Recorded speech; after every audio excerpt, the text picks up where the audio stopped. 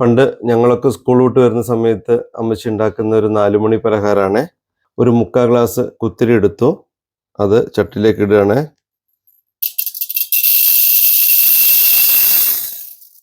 ഇനി ഇത് ചട്ടിയിൽ ഇങ്ങനെ വറുത്തെടുക്കുകയാണ്.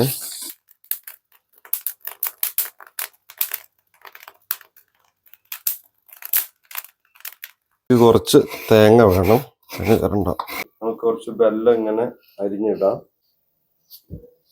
തേങ്ങയും കൂടെ ചേർക്കുകയാണ്.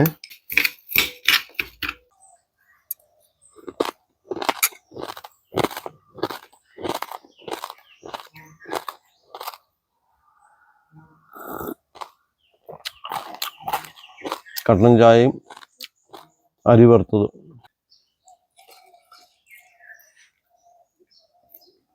ആരാരുടെ തട്ട് താണേനെ ഇരിക്കുള്ളൂ, മനസ്സിലായില്ല?